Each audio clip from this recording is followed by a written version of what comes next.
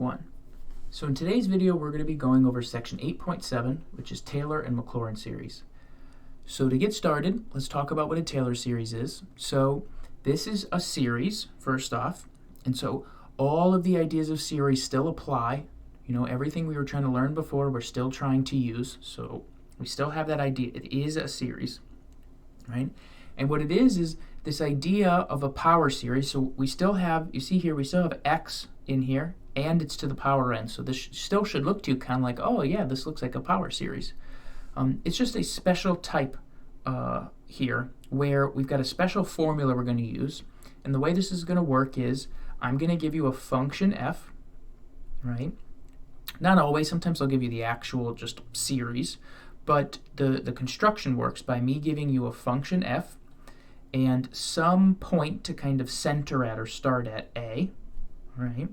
And then what you're going to do is you're going to use this formula in here, this series formula, to attempt to construct a series. And the point of this is we're thinking we can take our function f and we're going to say that it's interchangeable with the series that we create here for the values of x where the series converges. Now, there's some work to actually do here to show that this random looking construction here that I've created actually should match the function I give you.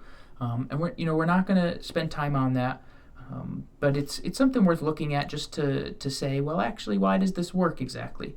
But we're just going to go through some examples. I'll show you some pictures where it looks, like it's working, and we'll kind of take it at face value that this construction works the way it should. So what I'm going to do, and we're going to do some examples, is I'm going to give you a function, and to center a, we're going to start with a as 0. So we're going to start here with a as 0.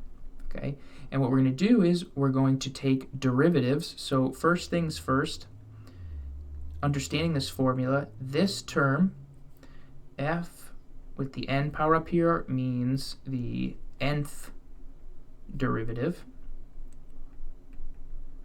where the 0th derivative is just the function, the first derivative is just, the first derivative is just the first derivative,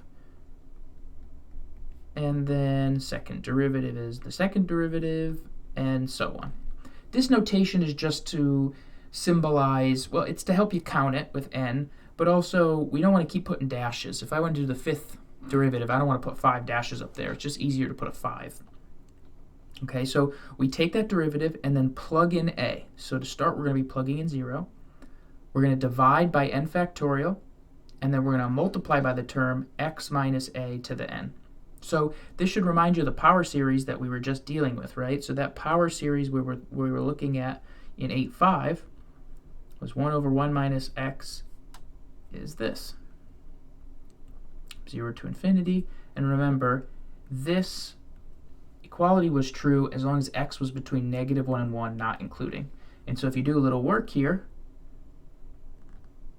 that means I care about the points -1 to 1, and so my center for this is 0.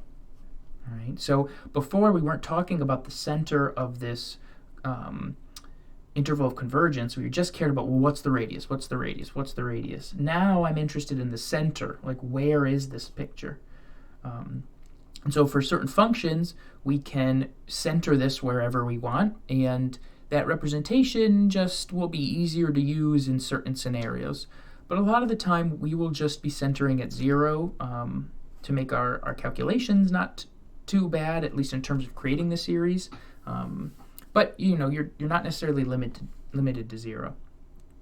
So okay, so I wanted to just jump into this, but what I'm going to do instead is we're going to look at an example, a quick example, and then we'll come back to this of why we would want to do this. Why in the world would I want you to replace a function f with this power or Taylor series or Maclaurin series? Like, why do we do that? So let's switch over to the Mathematica. Okay, so we switched over to this PDF of the Mathematica section 8.7 worksheet, which you can find on Blackboard if you want to play around with it.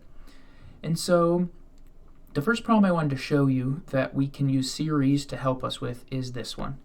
And so I'm looking at the integral from 0 to 1 of e to the x squared. Now, we mentioned in class that we can't actually do that. We can't find this antiderivative. So how do you do this problem usually? You take the antiderivative, you plug in 1, subtract, you plug in 0. But we can't do that.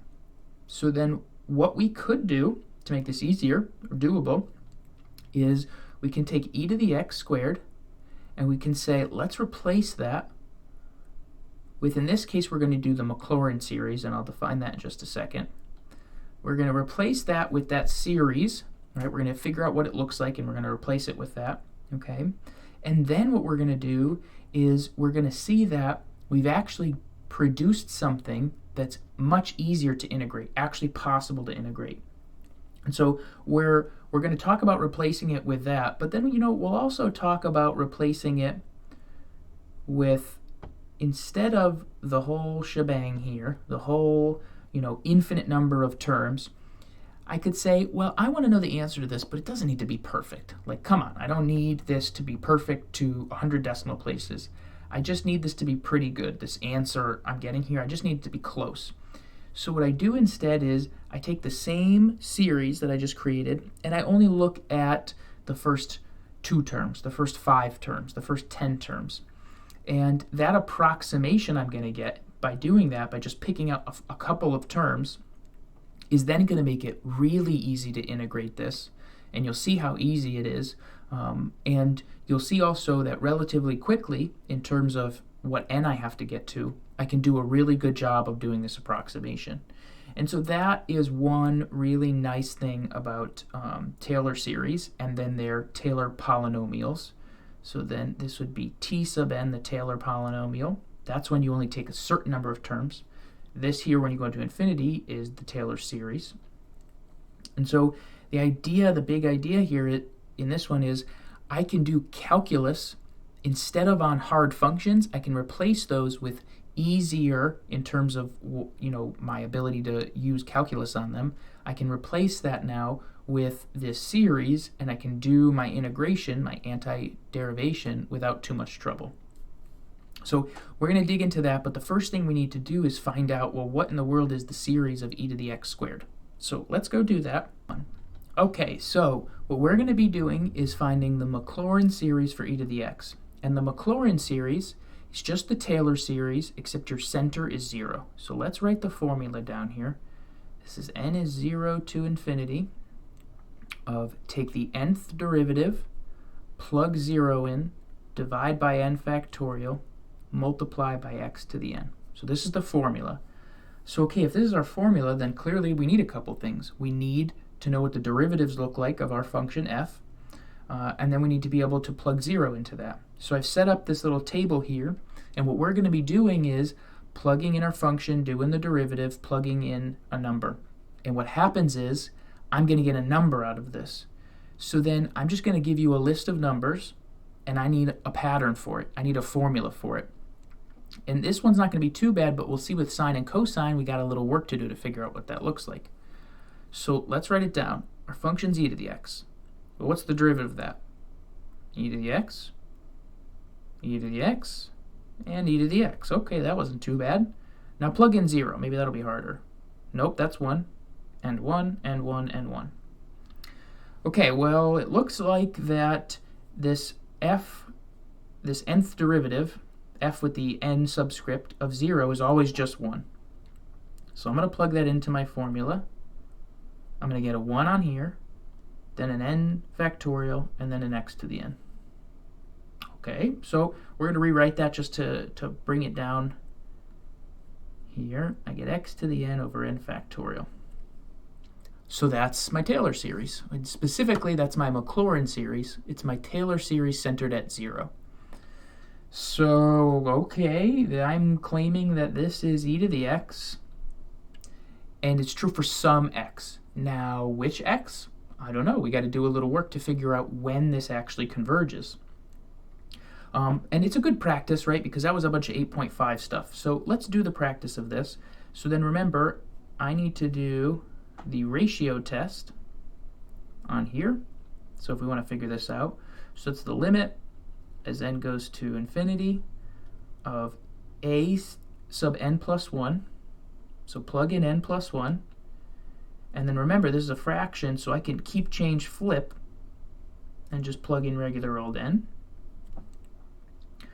Okay, so then we get some cancellation here. So then here and here will cancel and just leave an x to the 1 power on top.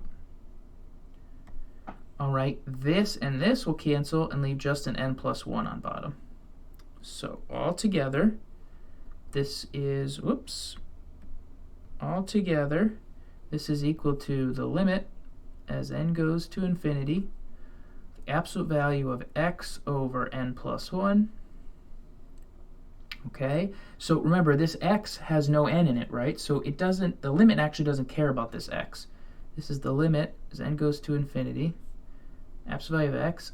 Also the n is always positive, so n plus 1 is positive. So I can move that out. Get rid of it inside. Okay. And then what will happen is I do this limit, but we know what this is. This is 0.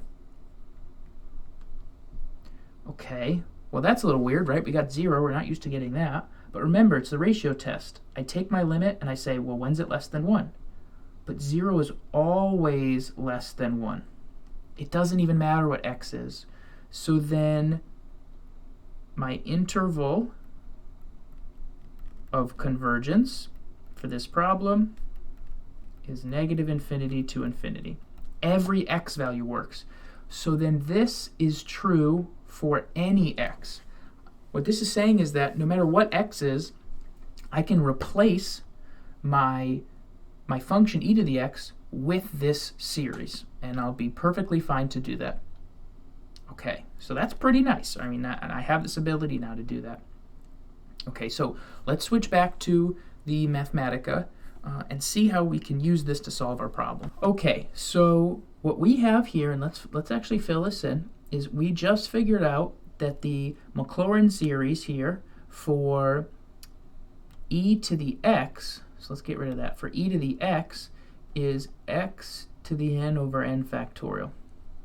Okay, but let's think about this. I need e to the x squared. Well, how do I get that for my e to the x? All I have to do is take my function. Remember, f of x is e to the x.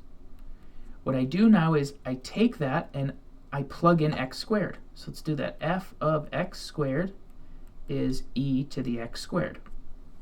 Okay, so you might be thinking, why are you writing this in this weird way here, Gary? And I'll tell you why. Because what did we just show? We just showed that f of x was equal to this series from 0 to infinity, x to the n over n factorial.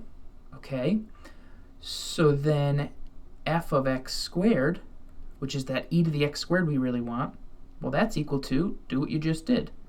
Anywhere there's an x, plug in an x squared. So let me take one step back so you can see kind of what happened here.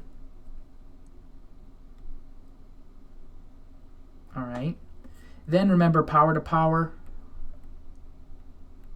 that's just, I can multiply the powers, so I get that. Okay. So what I'm claiming is that this thing here, this series I've just created, is e to the x squared. So I've got now a power series, specifically a Maclaurin series, for e to the x squared. Okay, so then what can I do here? Right, what can I do here? So I can take this, and what I can do is I could say, well, you know what? I couldn't do this integral here, so why don't I try this one?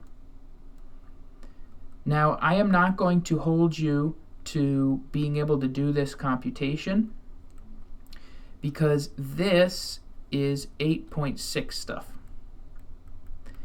So in 8.6, one of the things you learn about is the fact that you can take, you could take a series and you can do a derivative, you can do an antiderivative. I know it's crazy because there's an infinite number of terms, but we can. Oop, don't forget your dx.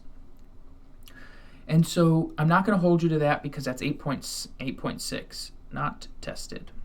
All right. What we really just need to believe is that this function, e to the x squared, can be replaced by this series. But remember what I said. If you want to, you can approximate this by just doing the integral from 0 to 1 of not that whole series, but maybe just, going up to 5. That's an option. Okay. So then that's this idea. We can do that, right? So what I've done here is I've defined in Mathematica this partial sum here. So you can see this partial sum, right? And so basically what this does is it starts at 0 just like our regular series did. And what I can do is I can say, well, I only want to go out to n is blank, n is 5, n is 2, n is 1, whatever. And then it'll plug that number in here and it'll sum up all of those terms for me. So let's take a look at what that looks like. So here's a couple examples. This here is going from k equals 0 to 1 of x to the 2k over k factorial. All right, so I'm using n as the top bound, so I switch to k's inside. All right, but then I could do the same thing, but I could go to 2 now. So that gives me the first 3 terms. I know that's a little bit weird, but think about that. I start at 0, so if I go up to n equals 2, then that's actually 0, 1, 2, 3 terms. That's this one, and then this one is the going up to n is 5.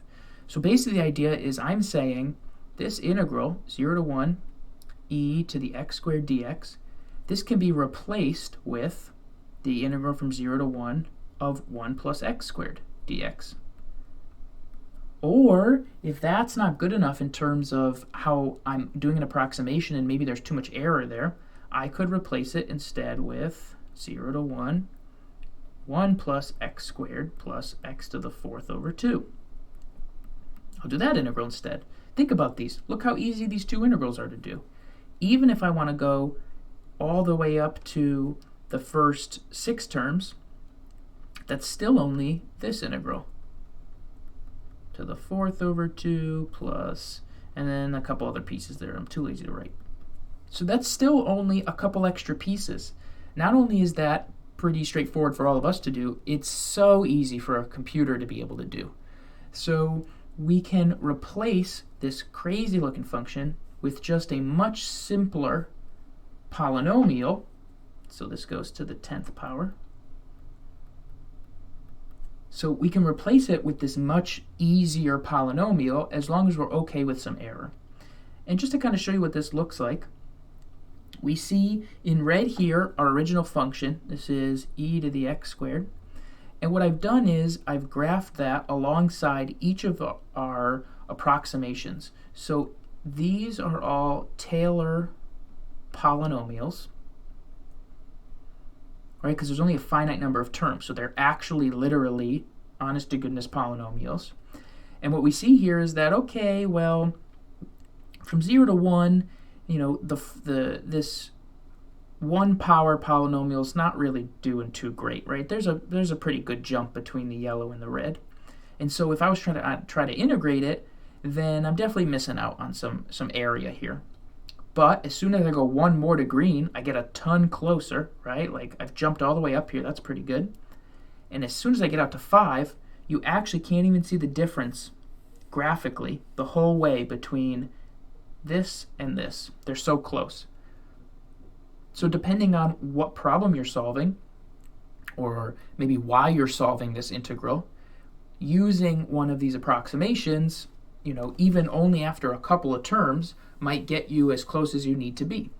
And I would much rather do this integral than try to figure out how to do that one, because we've already talked about it not being possible with our current math technology. Not tech, but our math tools. So that is the key idea of this. I can so much easier, or I can have so much better time taking something hard, like this original integral, and replacing it with something easier. And so that's the idea. And you can go look at 8.6 if you want to say, well, I don't want to approximate, I want to do the actual integral out, then what will happen is you can do this integral and you will get out a series at the end.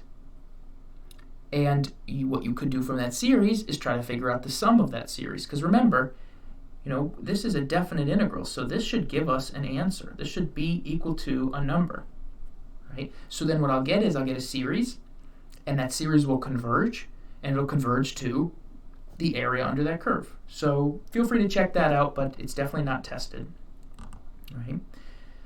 So then the next one we want to look at is this problem involving sine. So in order to do that, we're going to have to go back to the notes and figure out how to find the series here. So let's do that. Okay, so we want to figure out the Maclaurin series again. Just because of this problem, we're going to start with 0 as our center, right? So then the formula, again, just to remind you, 0 to infinity of take the nth derivative, plug in 0 over n factorial x to the n. Okay, so let's check this out. So first things first, sine x is our function. All right, take the derivative of that. That's cos x. Take the derivative of that. Okay, takes the derivative of cosine is negative sine. Take the derivative of that. So it would be negative cosine. And then we'll add one more actually, just so you could see the pattern. Take the derivative of that, and I'm back to sine. So what we see here is that, this is going to, just like sine and cosine, right? So why should this pattern be any different? This is just going to go back and forth. It's going to go sine, cos, negative cos, and then it starts sine, and then 5 will be cos, and then it'll follow that pattern over and over. All right, so then when I plug in 0, it should continue to follow the same pattern. So I plug 0 in here, and I'm going to get 0, 1, 0, negative 1. And then when I plug this in, I'm going to get 0. Oops, I already had done that one. I'm going to get 0 because it just repeats again. And so I don't even have to do any calculation. I know this is going to go 1, 0, negative 1, so on. Okay, so what does that do? Remember, this table here, so let me go to blue. This table here, right, this work is supposed to help us figure out a nice little formula for this first piece. Because I could just write n factorial, that's not bad. I could write x to the n, that's not bad. But I need to write this in terms of just n. Or in the last case, it was just 1. But in this case, it's going to have something to do with n. So what we've got to do is this. We've got to say to ourselves, okay, I have got a new sequence. So we're going back to 8.1. Here's my sequence. 0, 1, 0, negative 1, 0, 1, 0, negative 1.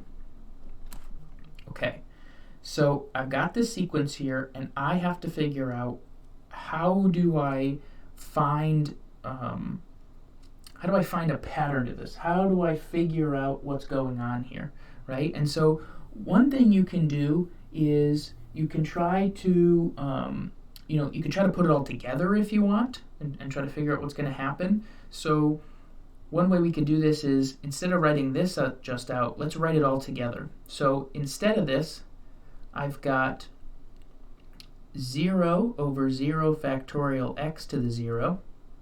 Okay, so all I've done is just plug in this entire inside piece here. All right, then I've got 1 over 1 factorial x to the 1. And then next I've got 0 over 2 factorial x squared. Okay, then what do I have? I've got negative 1 over 3 factorial x cubed. And then what do I have? I keep going here. Let's do just a little bit more just to see the pattern complete. 0 over 4 factorial x to the 4th. Okay, so what I'm going to do is I'm going to say, all right, get rid of all the terms that are 0. What do I end up with? I end up with 1 over 1 factorial x to the 1 plus, remember, I'm doing a plus here, so I'm going to add in the sum now, plus negative 1 over 3 factorial x cubed. And the next term, let's do one more out so we can see it. 1 over 5 factorial x to the 5th. plus 1 over 5 factorial x to the 5th, and then plus dot, dot, dot, even though that next one we know will be a minus. Okay, so what do I notice? My powers are only odd, my factorials are only odd, and I'm going plus minus plus minus. So let's try to put that all together into one series. So here we go. Series, n starts at 0, goes to infinity. Okay, so first things first, or it doesn't matter what order you do this in, but I think the simplest thing is it's plus minus plus minus. So that means I need negative 1 to the power. All right, now the first term here is positive, so I can use n. When I plug 0 in, I'll get 1, so that works. Okay, so I dealt with the alternating piece. Then I know on top I have x to some power, and on bottom I have factorial. Okay, because I keep seeing factorial on the bottom, I keep seeing x to a power on top. Okay, but the powers are always odd. How do I represent only odd numbers? Well, one way you can do that is if you want only odds, you could think of trying different ways to do this, but your two like obvious ones to start once you get used to this are 2n plus 1, and then sometimes depending on where you're starting you might do 2n minus 1, but let's try that. And then we can even do that here on the bottom since they match. So let's see if this works. Plug 0 in. I'll get positive x to the 1, check, over 1 factorial. Okay, plug 1 in. I'll get negative, that's good, x to the 3, that's good, 3 factorial. Perfect. Plug 2 in just to double check. I'll get a positive x to the 5, good, over 5 factorial. And there we go. We've done it. This here is our Taylor series. In this case, we're doing it centered at 0, so it's our Maclaurin series, but the common thing is to just call these all Taylor series, regardless of where your center is. Taylor's the more general, Maclaurin is specifically centered at 0. So what am I saying here? I'm saying I can replace sine of x with this series now, as long as this series converges. And another neat thing that you can try the ratio test on this, which I would say try the ratio test on this so you can practice your ratio test. This has an interval of convergence, all the real numbers, or negative infinity to infinity. So I can always replace this series, this infinite series, with sine of x. Replace sine of x with this infinite series. Okay, so why? Why in the world would I want to use this? Well, let's switch back to the Mathematica and see if we can find an example.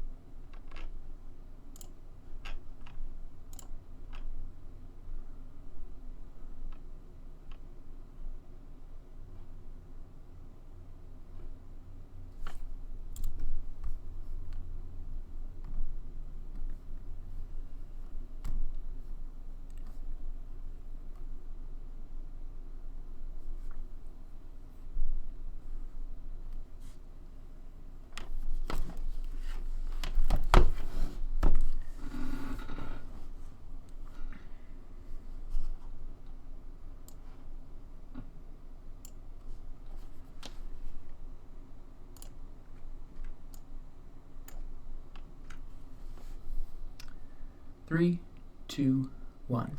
Okay, so our next example here is a physics problem. So what we're going to be looking at is a simple pendulum. And so we're not really going to go through any of the physics of this.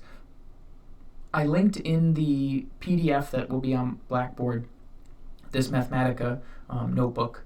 I linked this resource, and there's tons. You could just Google simple pendulum to understand what was going on here with the physics. But basically the idea is we've got some ball here consisting of just that attached to, you can think of it like a string, and some point up here. And we're going to let this ball swing like a pendulum, okay? So the idea here is we want to have some understanding of, okay, after I let go of the ball, where is it? After some amount of time, where's the ball going to be? What's the overall picture going to look like, right? And so what you can do is you can use your physics tools to find a formula for this. And what we end up getting is we end up getting a differential equation that looks like this, right here, where theta is your angle, and t is your time, L is the length of your string, G is the force of gravity, or the constant, that constant force, and then theta against theta. So if we could solve this differential equation, we will understand how to model the movement of the ball. So what's the problem with this? Well, we type dsolve in to see if we could solve this differential equation. Mathematica does not have a good time, tells us errors, we can't do it. So it's this sine theta here that's messing us up in solving this, okay?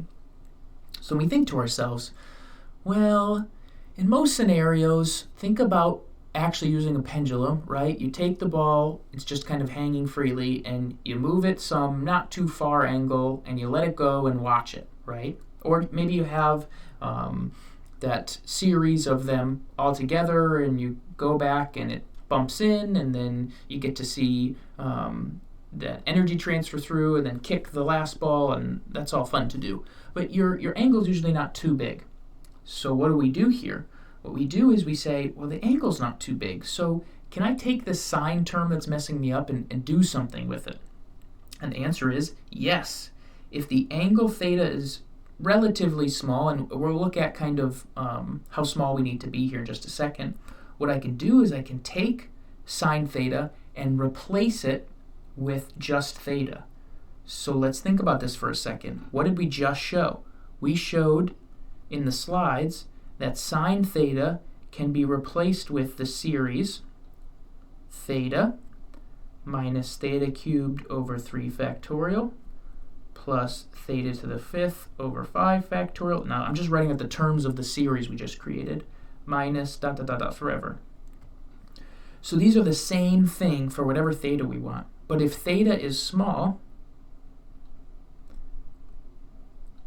then the dominant term here is just the theta itself. And so what I want you to think about with that is, okay, let's look at all these terms, right? If my number is really small, then what happens when I cube a really small number? Well, then it gets really, really small. And what happens if I take a small number and put it to the 5th power? Well, then it gets really, really, really small. And so when theta is small, all of this is very, very small. And the idea is that if that number, that collection of numbers is super, super tiny, then it doesn't really do much in terms of adding to the equation. And so what we say is, well, we're okay with a little error maybe, let's ignore it. And so what we say is that sine theta is about theta for theta, and then you'll see this notation a lot. Less than 1 just means much smaller than 1. Okay, so if I do that substitution, you can see then I can do a dsolve here, and immediately out pops a solution to this differential equation. So there you go. I can take an equation like the differential equation I just had with trig functions or some other function that makes it hard to solve, and what I can do is I can approximate the solution by replacing what's hard with something that's easier by using this Taylor polynomial approximation. So we're just using this Taylor series we made, the Maclaurin series we made. We're replacing sine with just that first term, right? And so we can look at a couple pictures here.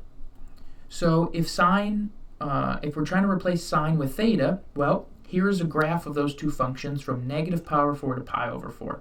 So, if you don't remember, here's 0, pi over 2, that's 90. So then pi over 4 is 45 degrees. All right. So think about a pendulum. You're grabbing it at the bottom. You pull it 45 degrees. That's already a pretty large, amount to pull the ball before you let it go. And what you end up seeing here is by hitting pi over 4, this is right at the end here. So pi over 4, this is going by 0.1, so maybe it looks like there's about 0.1 difference between them. And that's not too bad. I mean, what you have to think about is, okay, how close do you need this pendulum solution to be? But 0.1's not awful. But maybe you're thinking that's not good enough, and so you only would want to use this for angles that start a little smaller. And so we could do that. We could keep looking at this. Pi over 6, if you only go out to pi over 6, the maximum difference between these two looks like maybe it's only 0.05. If you go out to pi over 8, it gets even tinier than that, really, really small difference. And so between negative pi over 8 and pi over 8, it looks like theta and sine theta are almost exactly the same. Definitely some difference, but they're super, super close between those two. And so if I get a formula that has sine theta, but I know that theta is pretty small, then whatever, I'll just use theta and make my life better, because I don't care that much if I'm off by a little bit. But again, you have to be careful here, because the point of this, the key point is, when we do this type of switch, it's only an approximation. So it really depends on the problem you're trying to solve. And something we're not going to get into, but I'll show you back in the slides in just a second, is there is a way to measure this, how far off I'm going to be. So let's switch back there so we can finish talking about this. Okay, so what we're going to look at here just kind of very quickly, and it's not tested, but if you're interested, you can kind of go do some reading on this, is the error approximation on this Taylor polynomials. So remember, the Taylor series is take all the terms out to infinity. The Taylor polynomial, t sub n here, is just go up to n, right? I just want you to go up to n. That's the biggest one I want you to go up to, right? So remember, this is n plus 1 terms at its maximum, but if there's zeros in here, you might get less terms, okay? So then what we're interested in is not this always with the error approximation, right? So we got f of x, and that's equal to the Taylor series t. Taylor series.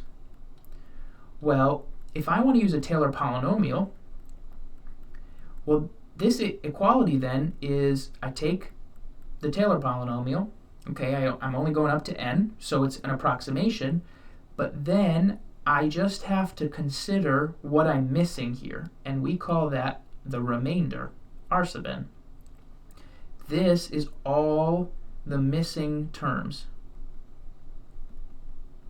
So if I only want you to take the terms up to n, that's what that little n stands for, then what r sub n is, well, okay, start with the next term that you left off, that first thing you left off, and go up to infinity. That's this. So the idea here is I can figure out my worst case scenario in terms of how wrong I am when I make this switcheroo to the Taylor polynomial by figuring out how big the remainder is. So if I find kind of the max size of the remainder, I can get an idea of how bad an approximation would be for any Taylor polynomial I want to pick. And luckily, there is a way to do this. And so just, again, definitely not tested, but if you're interested in you like this kind of stuff, just a little taste of what's called numerical analysis, this idea of numerically trying to solve problems and understanding how wrong you are when you try to do that, because you're almost always just doing an approximation. So how would we do this? Well, we can take the remainder at any n, and we can bound that. So I'm doing the absolute value of the remainder just to say, okay, how big can this thing be in absolute value? That is going to be bounded by this computation here, right? So m has to do with the n plus 1th derivative. X minus a is just, okay, at what x value are you interested in from the center of the series you're looking at? So what you might think is, and maybe this is something you could kind of think over, is that, okay, if I create a Taylor series at a, so we were just doing 0, so you could think of that if you want. If I make my Taylor series at 0, then the closer I am to 0, the easier or better an approximation would be. If I keep moving further and further away, in general, the approximation may get worse. So, that's involved, that piece is involved, right?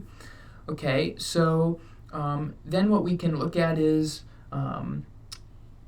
this n plus 1 factorial. Okay, that's something, but that should hopefully be a piece that kind of makes sense, because as n increases, so the number of terms I initially take as part of my approximation, right, then this whole right-hand side, then the right-hand side, so that upper bound, this right-hand side of the upper bound will decrease. So what is that saying? It's saying, okay, if I make n bigger and bigger, I'm taking more of the original terms, then my remainder should get smaller and smaller. I think that's fairly believable. So the idea here being, if I know my function, if I know, the values I care about understanding the approximation for, what I can do is I could do something like say, okay, I need to make this error less than 0.001. And what I could do is I could plug it into the formula and do some calculations to figure out what n has to be, to get an idea of that. So I could try to solve for n here, or get an idea of what n should be, so that I can make sure that, yep, I've taken enough of the original terms to kind of hit this error. So we have the ability to, make a little knob here, and what we can do is we can turn the knob, and that'll change n. And why would we do that? Well, if I need to hit a certain accuracy, I just turn that knob enough. And for whatever accuracy I'm trying to get to, I can find that n that'll satisfy that. And what we saw already with e to the x squared is that you don't have to turn it very far to get pretty accurate. And so that's not always true in every single case. It depends on these numbers you have to calculate, but in that situation it was pretty nice. And sine also, you didn't have to go very far even for just the first degree Taylor polynomial to do a good job for you. So again, not tested, but just an interesting idea. And then there's a couple other examples where I just show you some interesting stuff you can do with this. So I go through and show you how to find the answer to this infinite series, the answer to this integral using an infinite series. This second one is something that we can do with our tools that doesn't need 8.6. But again, it has to do with this idea of using the approximation, which I won't test you on. And then this one is a pretty interesting one. This thing looks like this awful mess of stuff, but really if you're thinking about connecting this back to a function, this looks like f of blank. And if we can figure out what f is, so in order to solve this, you got to find f using this formula here. You got to find blank, like what number did you plug in? And then what we can do is we can take those two things, we can evaluate that, and that'll tell us the sum of this thing. So I know way back when we said, people kept asking me, what's the sum of this series? And I said, well, does it converge? And they said, yes. And then we said, I don't know.